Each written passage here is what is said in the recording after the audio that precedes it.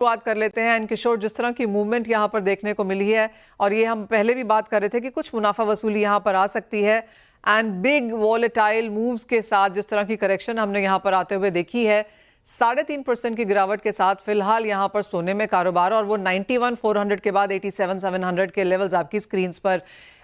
Overnight यहाँ पर 2% की गिरावट देखने को मिली। कैसे देखते हैं आप इसे? क्या ये बाइंग अपॉर्चुनिटीज हैं? Good morning Manisha. I think ये जो ट्रेड वॉर रिलेटेड टेंशन है, ग्लोबल जियोपॉलिटिक्स के अलावा जो इकोनॉमिक टेंशन है, आई थिंक वो कहीं ना कहीं जो कम होने का कोई इंडिकेशंस नहीं दे रहे हैं। कल चाइना का रेसिप्रोकल टैरिफ्स के बाद जो ट्रंप ने रीअश्योर किया है कि he will again put more tariffs, तो इसका कोई अंत फिलहाल के लिए नज़र नहीं आ रहा है। आई थिंक टैरिफ्स के ऊपर टैरिफ्स लगते जा रहे हैं। कहीं ना कहीं markets I think safe haven में गोल्ड को भी गिना जा रहा है। तो अभी जो सेल ऑफ आया था वो काफ़ी हद तक मार्जिन कॉल्स की वजह से, लिक्विडिटी प्रेशर्स की वजह से आया था, but I think not as a what you call gold not being a safe haven or maybe dollar replacing that. I think मेरे हिसाब से वो जो गोल्ड का जो अहमियत है एज ए सेफ हेवन अभी भी काफ़ी हद तक बरकरार है। 2970 2980 के जो काफ़ी स्ट्रॉन्ग सपोर्ट्स है इन द मार्केट। तो मेरे हिसाब से यहाँ से अच्छा खासा बाइंग अपॉर्चुनिटी है। अगर जिन लोग ने भी थोड़ा पहले मिस किया है उनके लिए काफ़ी अच्छा बाइंग अपॉर्चुनिटी है। वापस 3100 3200 के आसपास तक जा सकते हैं। इंट्राडे में अगर देखेगा तो 81,700 का स्टॉप लॉस के साथ बाइंग कर सकते हैं। ऊपरी स्तर में अराउंड 88,200 के आसपास का इंट्राडे भी अपसाइड एक्सपेक्ट कर सकते हैं। So both intraday as well as short to medium term दोनों के लिए काफ़ी अच्छा मौका मिल रहा है। ऑलराइट, तो नियर टर्म में थोड़ी सी बाइंग अपॉर्चुनिटीज यहाँ पर निकलती हुई नजर आ रही हैं। किशोर, जिस तरह से हमने सेफ हेवन में यहाँ पर थोड़ा सा चेंज होता हुआ देखा है, बिकॉज डॉलर इंडेक्स में यहाँ पर एक मूवमेंट है, स्विस फ्रैंक में, जापानीज येन में, जो काफ़ी समय से मार्केट्स एक इन्वेस्टमेंट या सेफ हेवन के तौर पर नहीं देख रहे थे, जो ये थोड़ा सा शिफ्ट हमने यहाँ पर आता हुआ देखा है with the currency movements as well, उससे कैसे देखेंगे? डॉलर का जो है मैं ये मानता हूँ कि एक पुल बैक है, बट डॉलर जो नीचे में 101 101.50 तक जाके एक जो पुल बैक आया था 102 के आसपास, मुझे नहीं लगता है कि ये सस्टेनेबल है। वापस एक गिरावट देखने के लिए मिल सकता है। मेरे हिसाब से we should be going to around 100.5 के आसपास आप जा सकते हैं। सो ये रिलीफ रैली है बट टर्न अराउंड नहीं है। गोल्ड के लिए एक्चुअली ये बेहतर अपॉर्चुनिटी हो सकता है। सो जो डॉलर में गिरावट देखेंगे उतना ही आपको मतलब इनवर्सली प्रोपोर्शनेट गोल्ड का जो वैल्यू है वो बढ़ते हुए दिख सकता है।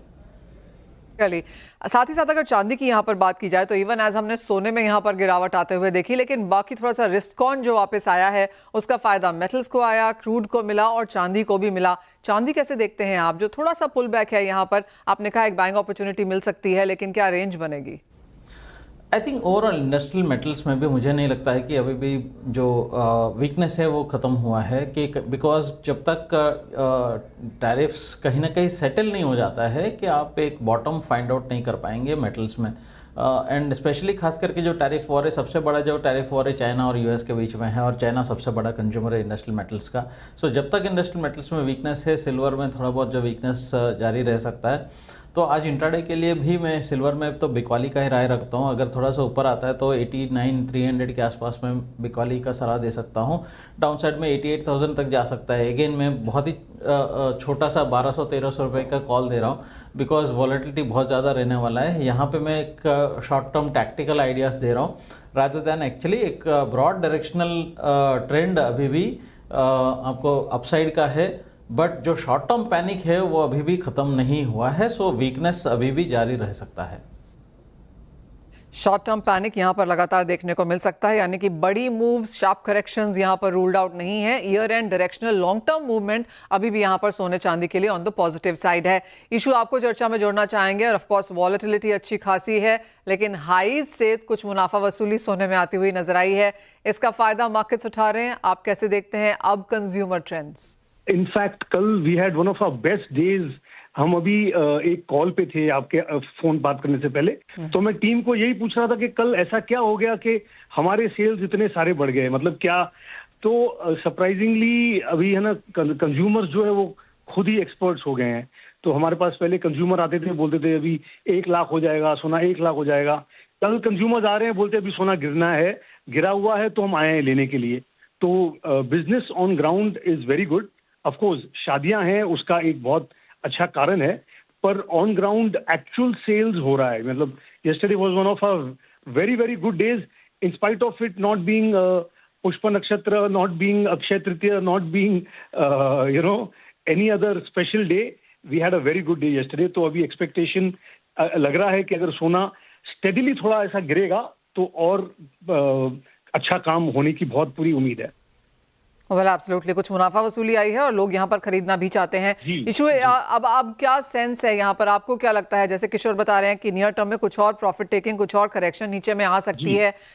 एज बिजनेसेस इस तरह की वॉलेटिलिटी कैसे इम्पैक्ट करती है आपको? तो हम लोग तो अभी है ना, हमने वो एक बोलते हैं दिमाग मत लगाओ, हम लोग दिमाग लगाते ही नहीं है। जितना माल बेचा उतना माल कवर करो। अगर ऐसा भी लगता है कि कल और गिरेगा तो भी ज्यादा दिमाग नहीं लगाना है, क्योंकि जब आप सोए हो रात को ट्रंप कोई ऐसा अनाउंसमेंट कर सकता है कि वो बात उल्टी पड़ जाए।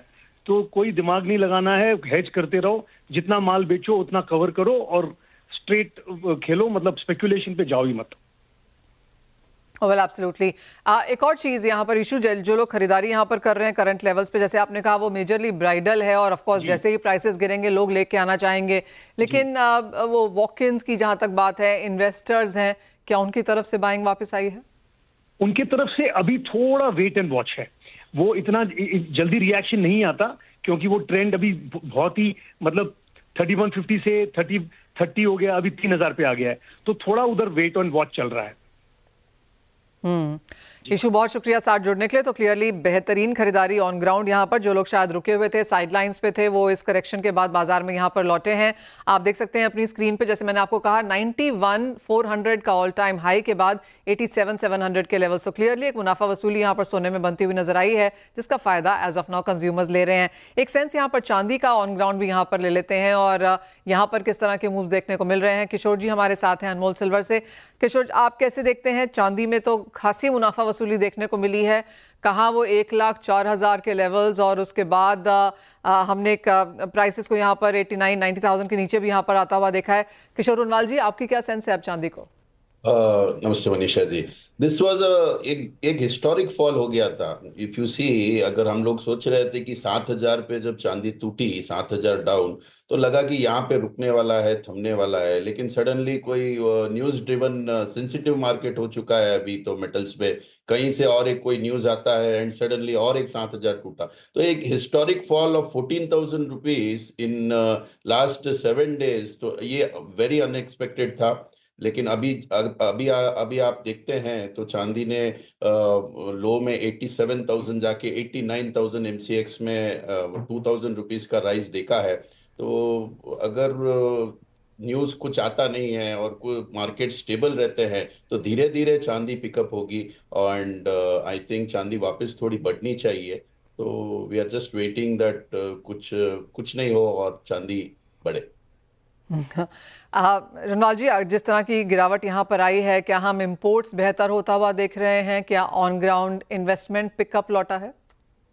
श्योरली आप देखेंगे कि अगर इस लेवल पे जैसे बताया गया है कि markets are running very good, अभी retail sales is shooting up. अगर रिटेल में बिकता है माल तो इंपोर्ट्स बढ़ेगा। एंड अभी लास्ट 2-3 दिन में मार्केट्स का जो customers lineup we are seeing, there is a good sales in the retail thing.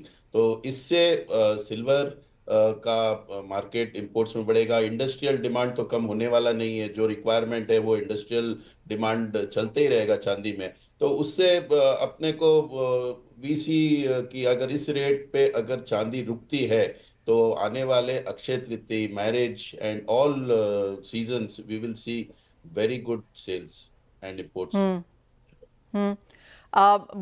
Dealer to dealer किस तरह का मूव्स है अब यहाँ पर? जैसे आपने कहा रिटेल सेल्स पिकअप हो रहे हैं, तो बुलियन में क्या मूवमेंट है?